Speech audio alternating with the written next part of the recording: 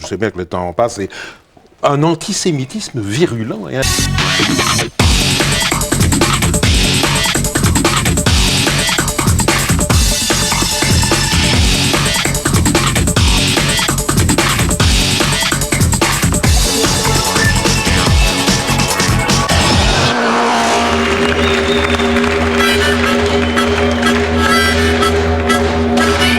Bonjour à tous et bienvenue dans le moteur. Après le speedway et le jet ski, les sensations fortes on les retrouve à Zolder pour un festival de cascade sur 2 roues, les Moto Action Days.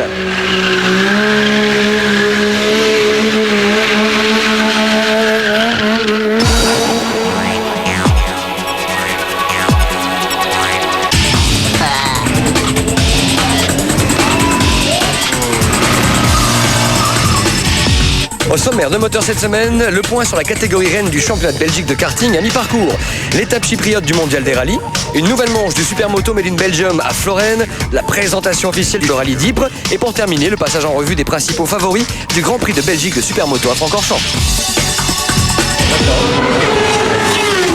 Nous sommes donc à Zolder, dans le Limbourg, pour assister à un des événements qui rassemble le plus de monde sur ce circuit, les Moto Action Days. Alors Hans, explique-nous un petit peu, qu'est-ce qui t'a donné l'idée de créer cet événement déjà? Il y a 2 années, on a une épreuve de championnat Belgique vitesse. Et à ce moment, j'ai aussi comme guest Jean-Pierre Roy. Il a donné une fabuleux show spectacle ici aux lignes droites. Et j'ai augmenté le spectateur avec 100%. Donc à ce moment, j'ai l'idée de faire plus de spectacles et moins de championnat Belgique.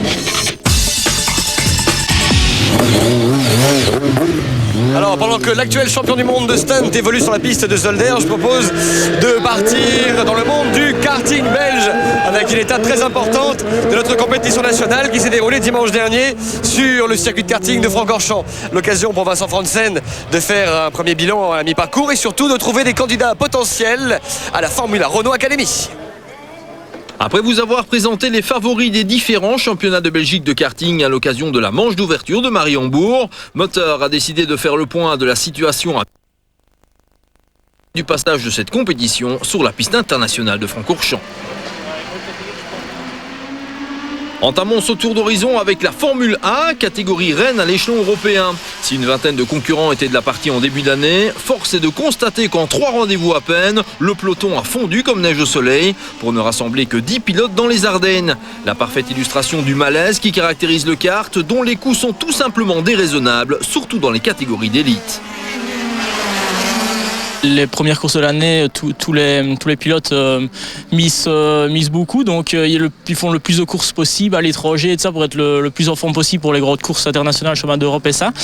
Et bon, après, des fois ils n'ont plus le budget parce qu'ils ont mis le budget au début de l'année et puis après, c'est dommage, on se retrouve à des petits plateaux comme ça et bon, la compétition est fort élevée et ça coûte quand même assez d'argent. D'un point de vue sportif, la Formule 1 ne manque nullement d'intérêt que du contraire. Et si Karen Burton occupait la tête du championnat avant Francorchamps, lors de la première des 2 manches, les choses se sont moins bien passées pour l'ex-pilote de la Clio Cup, qui était victime d'un accrochage avec le Français Villepreux après avoir rencontré des problèmes de raté moteur. Tout cela faisait les affaires de Bertrand Groten et Peter Belmans qui allaient offrir au public un magnifique duel pour la victoire. Si le pilote francophone semblait tenir les rênes de la course, à un tour du drapeau à damier, Belmans plaçait une attaque décisive et remportait la joute, de quoi lui permettre de réaliser une bonne affaire au championnat. Avant cette manche, j'étais 3e du championnat et après cette victoire, je pense que je me rapproche de la tête, partant du principe que Karen ne marque pas de points. Bertrand réalise lui aussi une bonne affaire, ce qui est plutôt chouette pour la suite. Tout marchait très bien, je termine jusqu'au dernier tour premier et dans la dernière partie, au freinage il est arrivé à côté de moi, il est passé et j'ai pas su repasser avant l'arrivée. On prend les mêmes et on recommence en deuxième joute avec un nouvel affrontement entre Groten et Belmans. Si le néerlandophone prenait le meilleur départ, cette fois Bertrand Groten n'allait pas tarder à répliquer pour s'emparer de la tête de la course et s'envoler vers la victoire. Un succès qui permet à nous de prendre les rênes du championnat, même si rien pour jouer. Dans son dos, c'est Karen Burton qui allait défrayer la chronique en effectuant une tonitruante remontée depuis de la grille de départ. Dans un style incisif à souhait, il finissait par s'offrir le scalp de Belmans pour monter sur la 2e marche du podium. Je suis parti dernier en deuxième manche, je suis revenu 2 avec un petit accrochage et l'effet de course quand on part derrière. Donc, mais enfin, je suis assez heureux de ma prestation, même en partant dernier, arriver 2, c'est pas mal. De cette double joute de Francorchamps, on retiendra encore les modestes performances de Jonathan Thonon, l'un des ténors du karting mondial. Les conclusions, c'est qu'on a fait de bons tests, on essaye d'évoluer pour faire évoluer la marque et tout ça. Je trouve ça dommage que dans les courses, il y ait des gens qui shotent ou bien qui essayent de mettre dehors les pilotes. On essayait de remonter ensemble, je pense que c'était la meilleure idée, mais apparemment Karen Burton ne pense pas ça. Changement de catégorie maintenant pour s'intéresser au cas de l'Intercontinental A ou ICA. Contrairement à la Formule A, le plateau est plus que bien garni avec une trentaine de pilotes prêts à en découdre. Une catégorie qui peut en outre compter sur la présence de l'ex-champion de Belgique Fabien Kiltika, lui aussi de retour en karting après un passage en Clio Cup. En fait, j'ai pris contact avec Wim McMahon, qui est un ancien pilote en IRL aux États-Unis, qui a décidé de faire son team. Il m'a proposé une place chez lui. Comme le kart m'a toujours plu et que on a différentes sensations par rapport à la voiture, je me suis dit pourquoi pas. À Francorchamps, c'est Bertrand Baguette qui a réalisé la bonne affaire du week-end, lui qui était déjà aux commandes de la compétition avant ce déplacement dans nos Ardennes. Lors de la première manche, il parvenait à se débarrasser de ses adversaires pour remporter une superbe victoire qui le rapproche encore un peu du titre. Et oui, c'est la victoire, je suis très content pour l'équipe et tout, on a bien travaillé le week-end et c'est le fruit de notre travail du week-end. Autre vainqueur ICA à Spa, le Hollandais Harm Johan Homkens a remporté avec autorité la seconde joute, même s'il devait laisser le classement général final à Baguette. A noter également les magnifiques prestations de Christophe Adams qui a enregistré 2 solides deuxième places. Particularité de ce pilote, il a 38 ans et se complaît à défier les jeunes loups.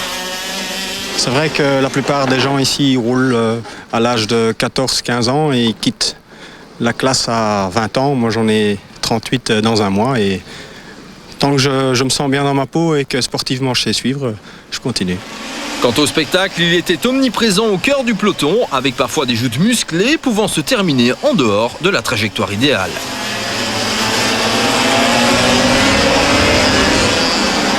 Bref, le karting, cela reste une discipline très exigeante. Souhaitons simplement pour la renommée de ce sport que nos instances dirigeantes se décident à en assurer une promotion correcte, sans quoi nos graines de champions seront contraintes de poursuivre leur parcours dans un certain anonymat. Nous sommes toujours à Zolder pour ces Moto Action Day. Nous retrouvons l'un des acteurs principaux de cette manifestation, Craig Jones et Mr. Wing. Hello.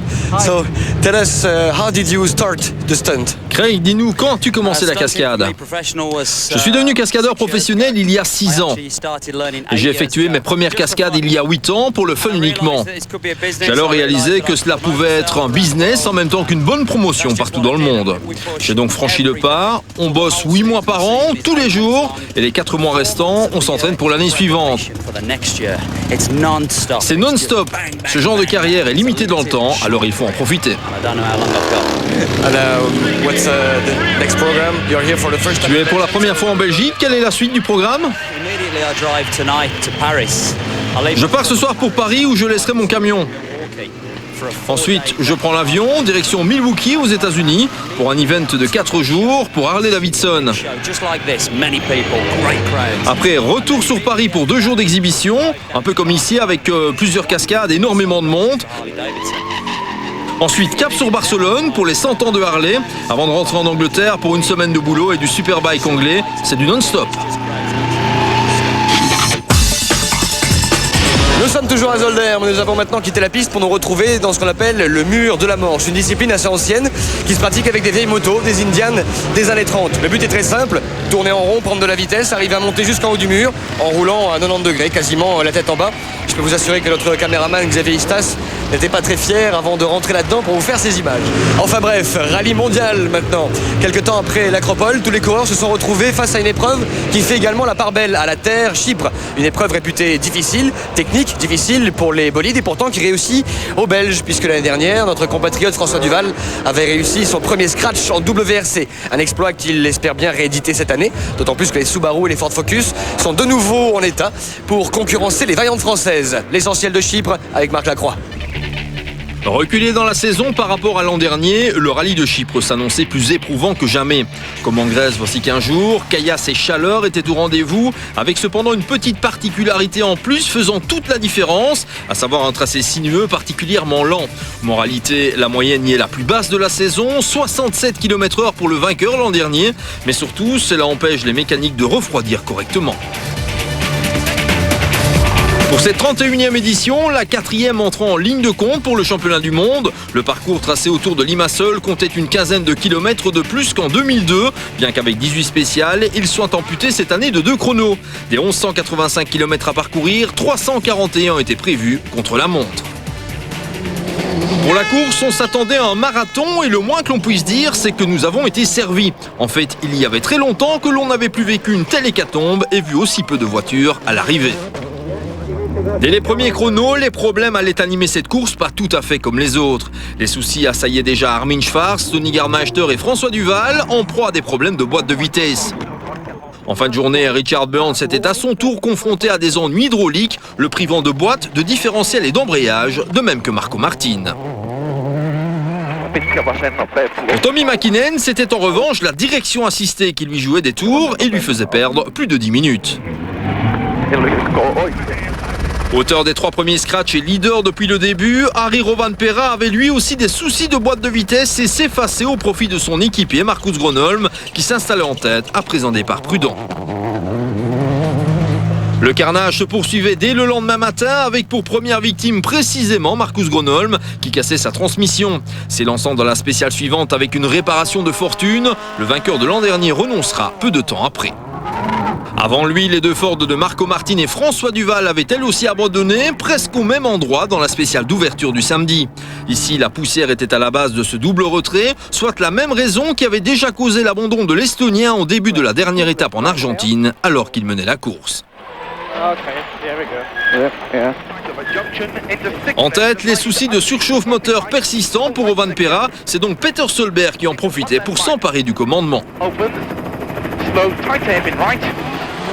Dans la spéciale 6, notre autre compatriote Freddy Loax, alors excellent 9e, renonçait à son tour, également en raison de la poussière. Lui aussi auteur d'un début de course époustouflant, l'ayant mené jusqu'à la 3e position, Gilles Panizzi était lâché par son moteur. Enfin, Tommi Mäkinen tapait à nouveau et arrachait une roue, ce qui lui faisait perdre près d'une demi-heure et chuter à la 30e position. Il réparera et réalisera quelques scratchs par la suite avant d'être mis hors course. Si les choses se calmaient un peu, Richard Burns allait toutefois à nouveau devoir se battre avec sa boîte de vitesse, en plus de supporter une surchauffe moteur. Il finira par renoncer après le 10e chrono en plein Limassol, à 2 km de son assistance. Avant lui, Tony Gardmeister avait effectué cette spectaculaire cabriole éliminatoire, peu avant que son équipier, Didier Auriol, renonce à son tour sur problème électrique. Une bien triste fin de carrière pour la Skoda Octavia, qui sera remplacée par la nouvelle Fabia WRC Dale Deutschland. Au même moment, soit dans le 10e chrono, Colin McRae se faisait une frayeur en cassant sa suspension arrière. Après une réparation de fortune, l'assistance interviendra et l'Écossais pourra reprendre le fil de la course. De son côté, c'est cette spéciale que Peter Solberg choisissait pour porter une attaque et creuser un léger écart avec Rovanperä, qui lui collait au train depuis le début de la journée. Quelques spéciales plus loin, le Norvégien pouvait compter sur un avantage de 25 secondes avant d'entamer la dernière étape. Derrière ces deux-là, toutes ces casses et problèmes permettaient aux 3 Citroën Xsara de compléter le top 5 en tir groupé. Mais surprise, Sébastien Loeb, excellent, Damel Pion à ses illustres aînés, pourtant tous deux anciens vainqueurs de ce rallye. Bien que le podium leur semblait inaccessible, les voitures au double chevron commençaient à en rêver lorsqu'à 3 spéciales du terme, Rovanperä rencontrait des problèmes de transmission. Concédant plus de 3 minutes 30 en fin de course, le Finnois parviendra cependant à conserver sa 2e place pour 2 secondes 8 seulement face à Sébastien Loeb. Une fois de plus, Peugeot s'en sort bien sur ce coup-là, malgré de sérieux problèmes à répétition au niveau des transmissions et systèmes hydrauliques. Devant, Impérial, Peter Solberg signe le 2e succès de sa carrière, superbe, et concrétise enfin les excellentes aptitudes dont fait preuve l'Impreza 2003 depuis le début de la saison. Derrière Solberg et Rovan Perra le miraculé, les 3 Citroën précèdent Mikko Hirvonen, seul rescapé de l'équipe Ford. Au 14e rang, on soulignera la prestation remarquable des frères Kohlsoul, 5e du groupe N et seul Belge rescapé. Peugeot reste en tête, mais Citroën revient en force, tandis que derrière, cette 36e victoire de Subaru en championnat du monde lui permet de passer Ford. Hyundai double la mise en marquant ses premiers points depuis le Monte-Carlo. Côté pilote, Sainz se revient lui aussi sur Burns, qui conserve l'avantage, mais ils sont dorénavant 7 pilotes en 14 points. Autant dire qu'ici, tout reste possible. Avec le prochain rendez-vous au Deutschland fin juillet, on retrouvera des rallyes plus conventionnels sur lesquels on espère que Subaru et Ford continueront de mener la vie dure aux voitures françaises.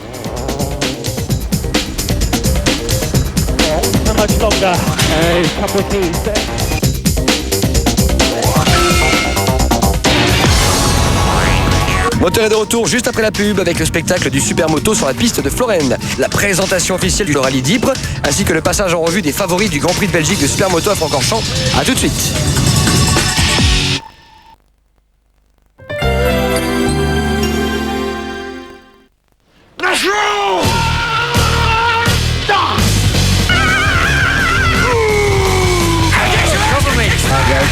Nice shot, Swampy. Jump in here. You're after grass. Socom US Navy Seals avec headset, exclusivement sur PlayStation 2. Venez au Proximus 24 heures de Spa les 26 et 27 juillet à Francorchamps pour la plus importante course de l'année. 200 pilotes s'affronteront au volant de leur Ferrari, Viper, Lister Storm, Saline, Porsche, Lamborghini, Lotus, Vertigo. Suspense et sensations garanties. Les Proximus 24 heures de Spa, les 26 et 27 juillet. Info et ticket 02 287 09 55. L'appareil photo numérique Nikon Coolpix 4300 à 669 € seulement. Maintenant chez Camara.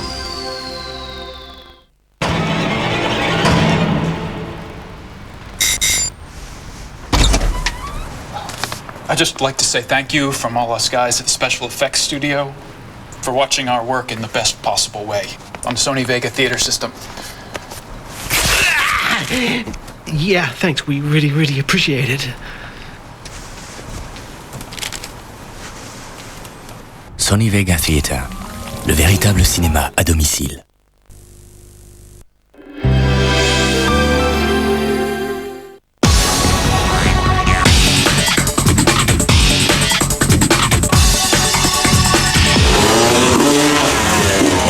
Moteur de retour à Zolder pour ce festival sur deux roues, enfin presque, parce qu'avec ce genre de démonstration, ça ressemble plus à de la voltige aérienne. On reste dans le domaine de la moto avec le championnat de Belgique de supermotard. Il y a une dizaine de jours, Delannoy, Godefroy et tous les autres se sont retrouvés sur le circuit de Florenne, très propice au spectacle pour un nouvel affrontement. Notre spécialiste maison, Philippe Courteil, est allé sur place histoire de nous rapporter les images somptueuses. Sur cette portion de la base aérienne de Florenne, il n'y avait que des tonnes de gravats et de terre. En un temps record, elle a été transformée en une piste de supermoto pour accueillir la deuxième phase du championnat de Belgique. Pour le plus grand plaisir de ses fans, c'est sur ce tracé que Frédéric Fiorentino a choisi de venir s'entraîner entre deux courses du championnat de France et du mondial. Auteur de la pole, Fiorentino ne parviendra pourtant pas à prendre un bon départ. Ils ont fait partir tous les pilotes de chaque ligne au même niveau. Normalement, ça doit être dégradé. Et bon, en plus de ça, la pole position est toujours à l'extérieur. C'est ce que le règlement stipule et je pars dans la poussière. Donc, c'est ce qui explique mon mauvais départ. Très vite, Fio se retrouve coincé en troisième position, derrière un Éric Delannoy qui va lui fermer toutes les portes pendant une bonne moitié de la course, laissant Thierry Godefroy caracoler tranquillement en tête au guidon de sa Kawasaki. Une première pour le Tché, habitué à la deux temps depuis une bonne dizaine d'années. Jouant de malchance dans ce championnat de Belgique, Christophe Bertrand connaît un nouveau problème technique. Un écrou du guidon cassé l'empêchera de combattre. Jean-Marc Gaillard, quant à lui, se contente de la 4e position, se ménageant pour le mondial. Tout le contraire de Fiorentino qui profite d'une petite erreur de Delannoy pour revenir inquiéter gentiment mais sûrement un Thierry Godefroy qui s'était peut-être un peu endormi loin devant. Fio attaque, le Tché ne se laisse pas faire. Quand le dernier tour arrive, on s'attend à ce que les positions ne changent plus, mais c'était sans compter sur la ténacité de ce diable de Fred et peut-être aussi un peu sur la distraction de Thierry. Ouais, le dernier tour, j'ai un peu trop assuré, m'a passé de la barre à balle.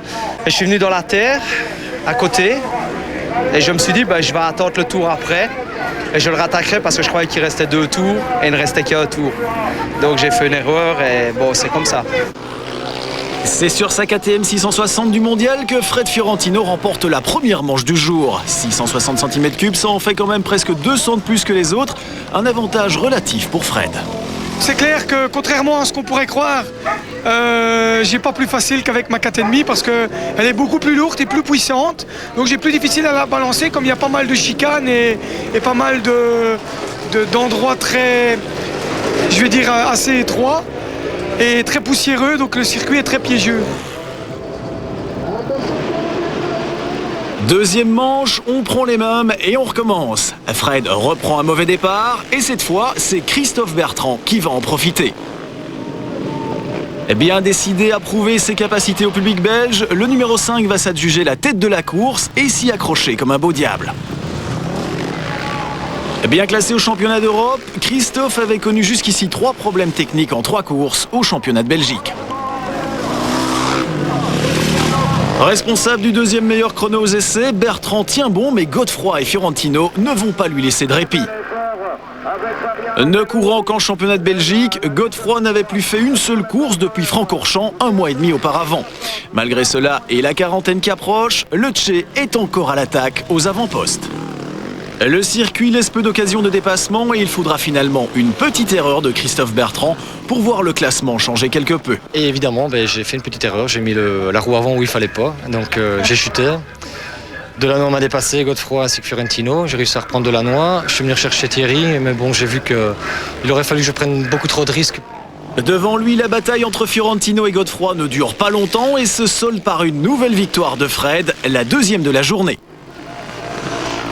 Et les attaques de Thierry Godefroy ont manqué de percutants. Le Tché, tout comme Éric Delanoë, 4e, ont quelque peu peiné en fin de course, mais pas tout à fait pour les mêmes raisons. Ouais, je pense que je suis rentré un peu tard cette nuit. C'était les 60 ans de mon père et bon, ça se fait quand même 60 ans et je suis rentré un peu tard. Ouais, difficile. J'ai moins bien tenu le train qu'en première manche. J'avais fait un autre choix de pneus et j'avais des petits problèmes de dribbling sur la roue avant, donc j'ai préféré assurer plutôt que de risquer la chute. Fiorentino par contre est remonté à bloc pour contrer les motos d'usine au mondial et en plus il a mûri. Il y a quelques années, je crois que j'aurais fait forcing et je serais parti à l'erreur, quoi. Donc ici j'ai roulé avec ma tête et bon, sans prendre de risques. Au général, le Tché est toujours en tête devant Delanoë et Gaillard. Les 20 et 21 juillet prochains, les pilotes iront encore susciter quelques vocations au cœur de Charleroi pour une course en pleine ville. Nous sommes toujours à Zolder dans le Nabourg sous un soleil de plomb et nous avons pourtant trouvé un petit carré de terre italienne avec pasta, pizza et évidemment les Ducati. Alors Vincent, explique-nous un petit peu quel dispositif tu as mis en place ici pour les Ducatistes. Qu'est-ce qu'ils ont à disposition ? Il y a de moins en moins de choses à faire sur la route, alors on rejoint de plus en plus le circuit et le circuit de Zolder en fait partie. Nous sommes là avec nos clients une fois de plus. Donc on continue à essayer de multiplier ces opportunités de faire rouler les gens sur le circuit surtout.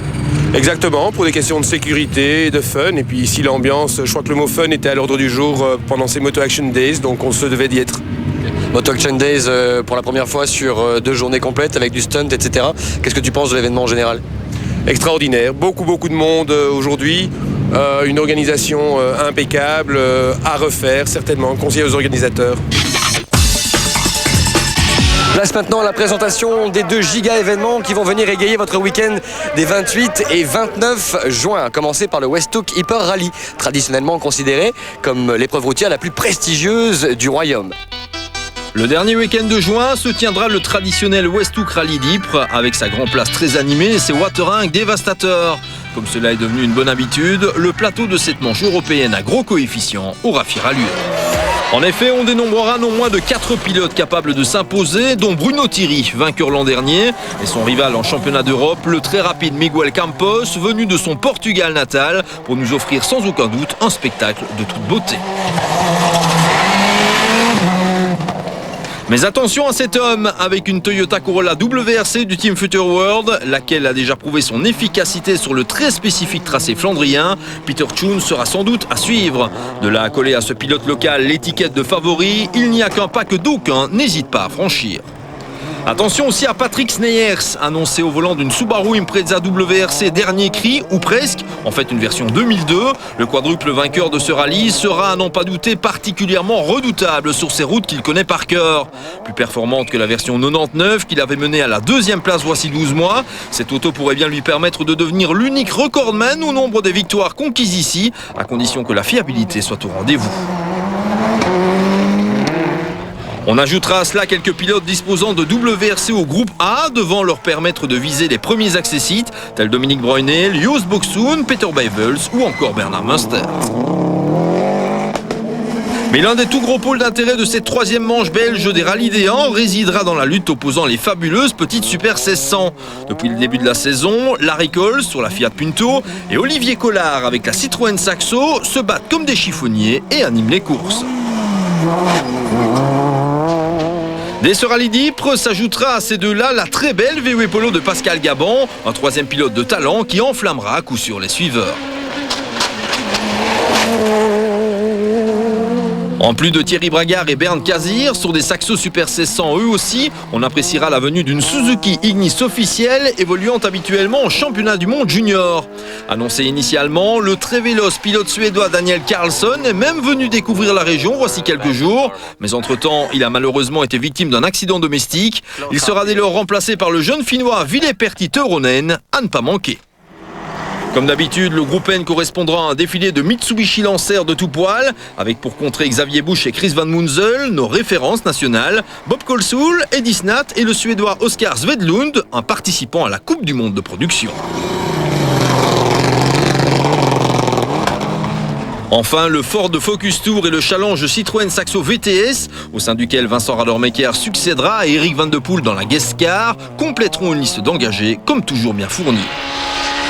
Comme le veut la coutume, c'est Radio Contact qui servira de radio officielle dans le Westhoek, avec au programme un direct durant l'intégralité du rallye, de quoi permettre aux milliers de suiveurs de se maintenir au courant du moindre fait de course. Pour en profiter, il conviendra de se brancher sur le 104.0 et le 107.1 FM, fréquence officielle de Radio Rallye. Rendez-vous donc ce week-end pour une épreuve qui constitue toujours l'un des grands moments de la saison automobile belge.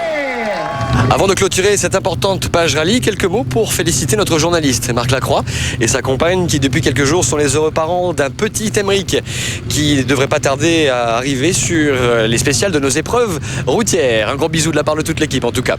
Le même week-end que le rallye d'Ypres sur le circuit de karting international de Francorchamps, c'est le championnat du monde de supermoto S1 qui se produira pour les amateurs de très grands spectacles. C'est une occasion à ne pas louper, d'autant plus que ce Grand Prix de Belgique risque d'être d'une intensité redoutable puisque 3 usines sont candidates à la victoire. Vertemati, KTM et Husqvarna. Quels en sont les principaux pilotes? Est-ce que les privés vont pouvoir tirer leur épingle du jeu? La réponse tout de suite avec Vincent Frantzen. Ce dimanche, ce sera le jour J sur la piste internationale de karting de Francorchamps qui accueillera le Grand Prix de Belgique de Supermoto, 3e manche du championnat du monde.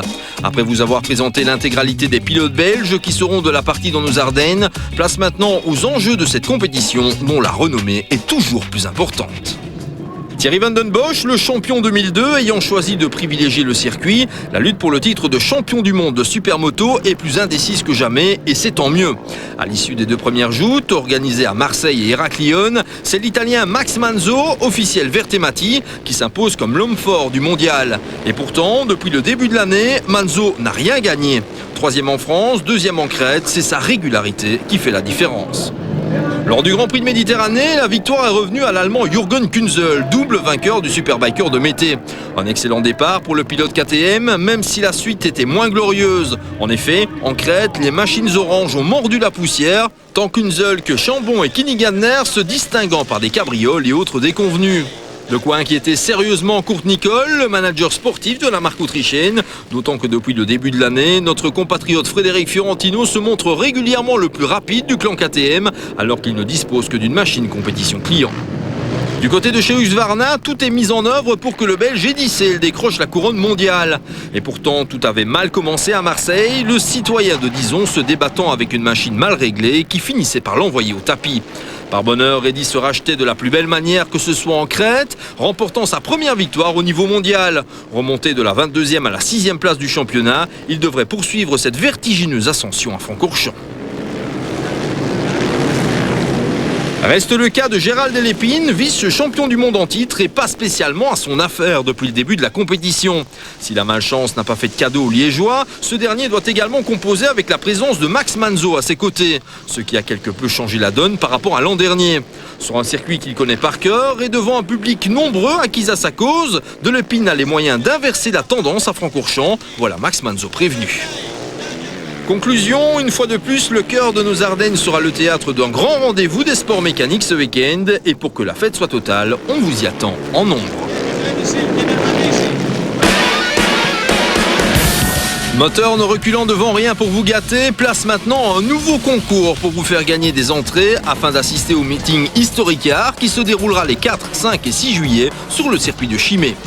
Au total, ce sont 15 fois 2 places gratuites qui vous attendent sur le site rtl.be. Pour participer, il suffit d'un petit clic, un peu de perspicacité et un coup de pouce de Dame Chance. Les heureux lauréats seront prévenus par mail. Amateurs et passionnés de mécanique d'antan, à vos PC et surtout, bonne chance.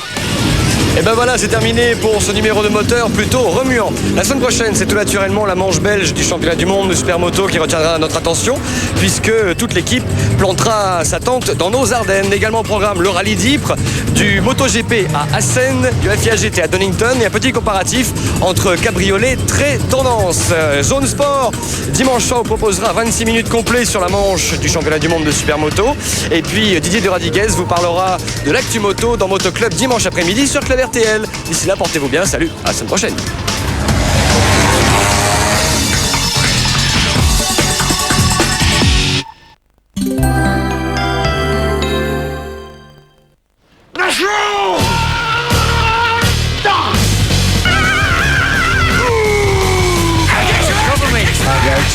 Nice shot, Swampy. Jump in here. You're after grass. Socom US Navy Seals avec headset, exclusivement sur PlayStation 2. Venez au Proximus 24 heures de Spa les 26 et 27 juillet à Francorchamps pour la plus importante course de l'année. 200 pilotes s'affronteront au volant de leur Ferrari, Viper, Lister Storm, Saline, Porsche, Lamborghini, Lotus, Vertigo. Suspense et sensations garanties. Les Proximus 24 heures de Spa, les 26 et 27 juillet. Info et ticket 02 287 09 55.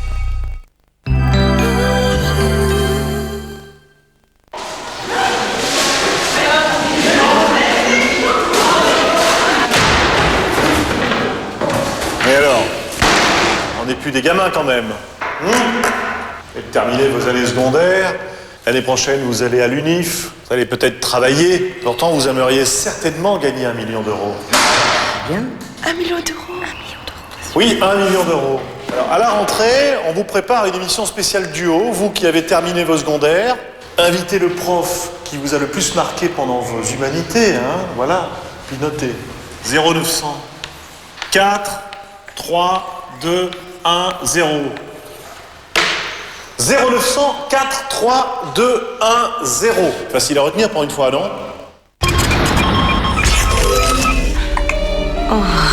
l'émerveillement. Madame Winterborn? Non. C'est écrit là. Oh punaise! Le luxe. Elle est sensationnelle. Ah, c'est aussi ce que je pense. La reconnaissance. Une place libre est vraiment à prendre. Je me sens... je ne sais pas comment dire. Amoureux. Ça se peut. Quand la générosité du destin pose des problèmes de conscience. Veuve par alliance avec Shirley MacLaine, lundi à 21h. Ce dimanche, dans Faisons la main à la pâte, un petit avant-goût des vacances. On vous emmène à la mer avec Bonjour. Rapides, sveltes et performants, les lévriers sont les rois de la vitesse. À Aouan, près de Liège, nous avons suivi le championnat du monde. L'Ariégeois est un chien extrêmement rare en Belgique. Nous apprendrons à mieux le connaître. Enfin, dans Star et compagnie, portrait croisé de deux ravissants minous. Pushkin et Ophélia sont les compagnons de Kurt Klose. À bientôt dans la main à la pâte. La main à la pâte, c'est aujourd'hui à 18h25 sur RTL TVI. Retrouvez la main à la pâte avec Pédigré. C'est la ville qui fait rêver tous les jeunes Européens. Barcelone, la cité mirage.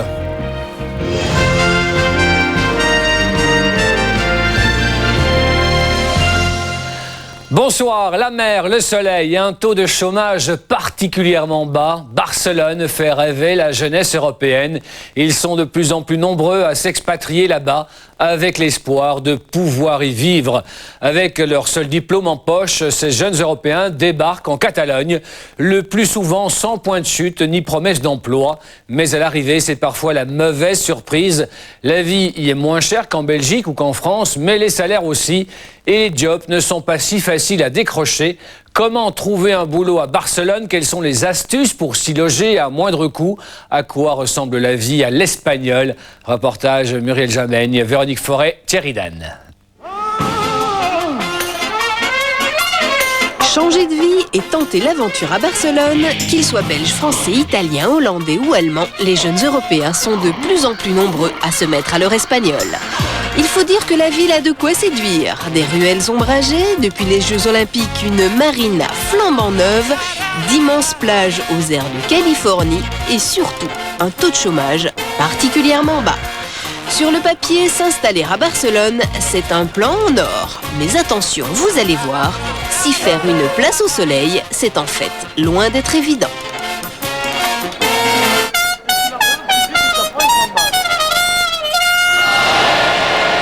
Ces deux-là ont débarqué il y a à peine quelques jours. Ils étaient au chômage en France. Philippe de Lyon travaillait dans une agence de publicité, Elodie de Toulouse dans une société informatique.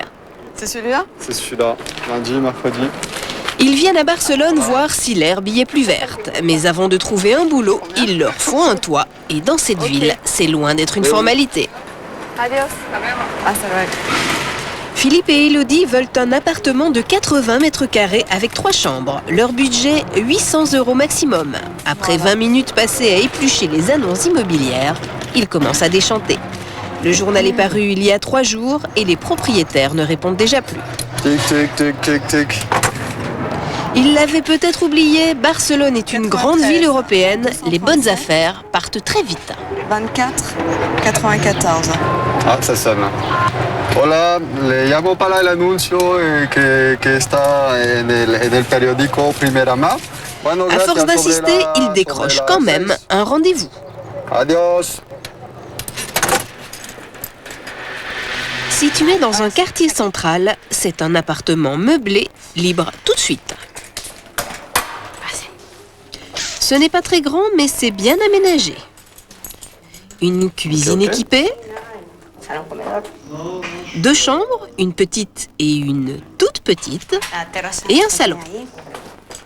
Mais cet appartement a un atout, un gros plus très recherché à Barcelone, une terrasse de 25 mètres carrés. Ah, même en hiver, c'est chouette. Ouais, c'est encore mieux en été. La terrasse leur plaît, le quartier aussi, le loyer en revanche beaucoup moins. Et c'est combien celui-ci? Il est à 1000 fiennes. Hein. 1100 1000 fiennes. 1100. C'est déjà 300 € de plus que votre budget maximal. Ouais. Et ça fait combien en superficie? 55 mètres carrés. Et 25 mètres carrés de moins que ce que vous vouliez.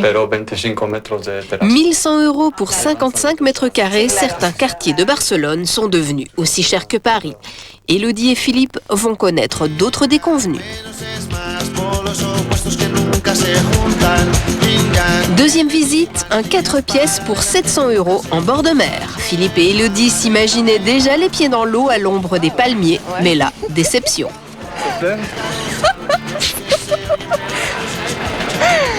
Allez. Ouais, c'est trop beau. On va jouer au foot comme ça. Le lendemain, changement de tactique, ils remettent leur sort aux mains d'une agence. On est français tous les deux, on veut s'installer à Barcelone et chercher du boulot, mais avant il nous faudrait un appartement.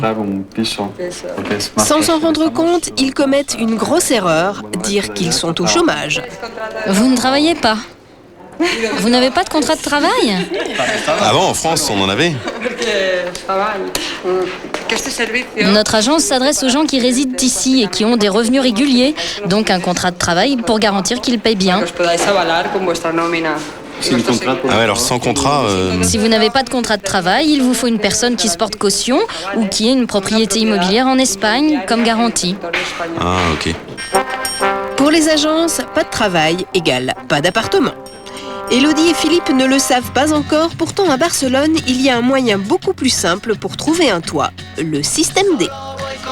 Depuis 6 semaines, cet immeuble du centre-ville abrite un jeune breton, Ronan, 25 ans, qui n'a pas encore de boulot, mais il est parvenu à se loger. Son truc, partager un appartement avec 2 Belges, dont Lynn. La cuisine et le salon sont des pièces communes, mais ça s'arrête là. Alors dans le couloir, on a toutes les chambres. Première chambre ici, voilà. Là c'est la salle de bain. La deuxième chambre de mes colocataires. Coucou. Et on arrive au bout du couloir à ma chambre. Bon, c'est pas super spacieux, mais ça va, on trouve. Voilà, voilà. Et donc, tu payes combien là pour cette chambre? Je paye 300 € par mois, toute charge comprise, donc c'est-à-dire qu'il n'y a pas ni le gaz, ni l'électricité à payer en plus, c'est les fixes en couple. Voilà. C'est cher quand même, non? Bah c'est 2000 francs, ça fait une somme, mais bon, on est dans une grande ville et voilà quoi. Mais pour moi ça me va quoi. Disons que la chambre c'est juste pour dormir, donc le reste de l'appartement est pour moi aussi, donc... C'est ce qu'on appelle une colocation, la solution logement la plus répandue à Barcelone quand on a un petit budget et pas de garantie pour les agences. Le bail est au nom de Lynn qui travaille et qui sous-loue à Ronan pour amortir son loyer. Et s'il paye pas? Elle me tape dessus. À la rue, dans la rue. Elle me jette dehors, ben voilà. Une fois logé, reste à décrocher un job. A priori, rien de plus facile, le taux de chômage ici est de 6%, presque 2 fois moins élevé qu'en Belgique. Pourtant, c'est un vrai parcours du combattant. Le QG de Ronan, c'est un cybercafé. C'est d'ici qu'il consulte les offres d'emploi sur Internet. Diplômé d'une école de commerce, anglais et espagnol courant, un CV en or, pourtant, il part avec un handicap. Voyons un peu maintenant les offres. Marketing, qu'est-ce que j'ai? Marketing manager, ça serait intéressant. En gros, ça serait un poste qui m'intéresserait. Par contre, on remarque un seul point bloquant, c'est ici, hop là, je vous le souligne, catalane. Il faut parler catalan, et c'est absolument pas mon cas, donc on oublie. Le catalan, c'est la langue régionale. Assez éloignée de l'espagnol, elle est très pratiquée dans les entreprises locales. Seule solution, se rabattre sur les multinationales. Mais là, c'est la foire d'empoigne. Quand il y a des boîtes connues, style Henkel, Danone, ce genre de boîtes qui lancent une annonce, on arrive facilement au bout de 2-3 jours à 800 candidatures. C'est incroyable. Ouais. Donc le marché en ce moment, il est assez bouché. Beaucoup de candidats, peu de postes pour les jeunes diplômés européens. Barcelone, ce n'est pas le Pérou. Pour rester, la plupart doivent revoir leurs ambitions à la baisse. El café? C'est le cas de Sébastien. Dans son nouveau métier, son diplôme de marketing et ses 2 ans d'expérience professionnelle ne lui sont pas vraiment utiles. Ici, il a appris à prendre les commandes, à ranger les chaises et à porter le plateau. Il était cadre, il est devenu simple employé. Et le plus surprenant, c'est qu'il est content de sa nouvelle condition. Il gagne 1000 € par mois net d'impôts. En Espagne, ils sont prélevés à la source. En prime, il se fait 200 € de pourboire. Tout ça grâce à la générosité des touristes. Sébastien peut s'estimer heureux. Nombreux sont ceux qui voudraient sa place. D'ailleurs, pour décrocher ce job, il a un peu triché.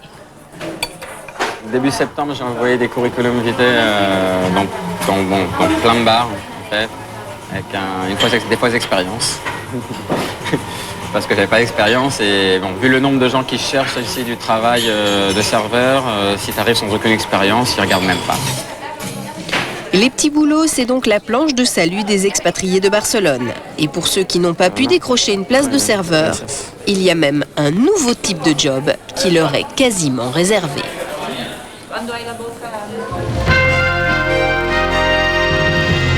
Après la pub, les jobs qui permettent de survivre à Barcelone.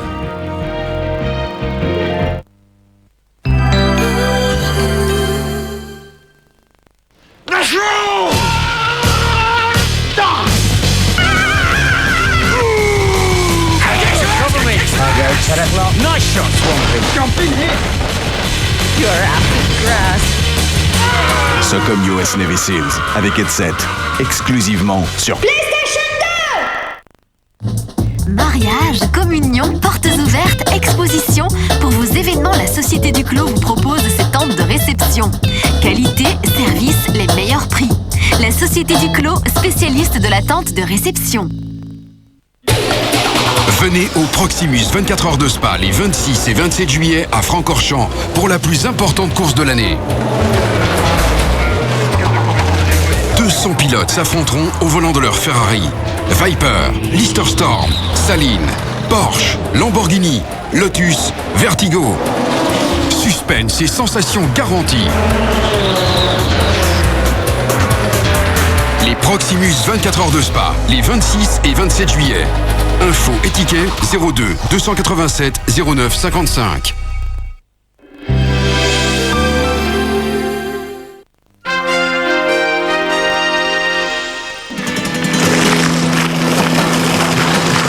We zijn vaak het achtgetallen. Do you speak English?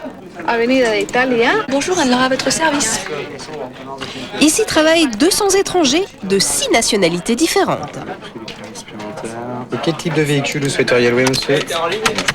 C'est un centre d'appel. Ici, le job consiste à prendre des réservations pour un loueur de voitures. Que vous appeliez de Belgique, de France, d'Italie ou des Pays-Bas, vous tombez systématiquement sur un téléopérateur à Barcelone qui parle votre langue. Mister Opérateur, bonjour, David à votre service. Mégane. Donc à Yaoundé à l'aéroport? Alors, c'est-à-dire du... Alors, pour quelle date et quelle heure, s'il vous plaît? Sans emploi, David s'est résigné à prendre ce job alimentaire. Il a beau être prof de français de formation, il a dû apprendre toutes les subtilités du langage commercial. Ne pas dire je vais essayer, mais je suis sûr de trouver une solution à vos besoins. Ne pas dire je ne pense pas, mais je vais vérifier. Ne pas dire nous avons un problème technique, mais dire nous sommes en train d'actualiser le système. Une leçon facilement retenue par ces jeunes Européens, quasi tous bardés de diplômes. Vous avez fait quoi comme études? J'ai fait une formation de management en Hollande. Vous avez étudié quoi? J'ai fait des études d'ingénieur en Italie. Il y en a une en tout cas que cela ravit. Joséphine Garcia, la directrice des ressources humaines. Ce vivier de main-d'œuvre qualifiée est pour elle une véritable aubaine. À Barcelone, il y a une quantité de Français très importante, beaucoup d'Italiens, beaucoup de Portugais, de Brésiliens. Donc c'était important, quand on ouvre un centre international, de pouvoir trouver, quand on doit recruter, de trouver des gens de nationalités complètement différentes. Voilà pourquoi ces 5 dernières années, une petite dizaine de centres d'appel s'est installée en ville. Mais il y a aussi une autre raison, d'ordre économique. Les coûts salariaux en Europe du Sud sont moindres que dans l'Europe du Nord. Et la qualité de vie pour un agent, pour une personne est meilleure ici. Donc je pense que les gens préfèrent perdre un peu en argent, en salaire, mais pas en pouvoir d'achat. Vous arrivez à l'aéroport, monsieur? En Espagne, les salaires sont en moyenne 30% moins élevés qu'en Belgique pour 40 heures par semaine. Ici, c'est 920 € net par mois. Une très bonne journée, merci d'avoir appelé. Au revoir. Téléopérateur ou serveur, les métiers qui embauchent à Barcelone ne paient pas. 1 000 € par mois tout au plus, alors parvient-on vraiment avec ce niveau de salaire à bien vivre à Barcelone? Comme tous les autres, David, le prof de français du centre d'appel, n'a pas eu le choix. Pour réduire sa facture logement, il a dû se mettre en colocation avec sa petite amie polonaise Dominika. Il sous-louait à des Péruviens. Mais avec le temps, les galères se sont accumulées. Du coup, il déménage. Voilà, nous dejamos una nota. Dans leur nouvel appartement, le loyer sera plus élevé, 80 € de plus chaque mois. Il va donc falloir faire attention à chaque dépense, à commencer par le déménagement lui-même.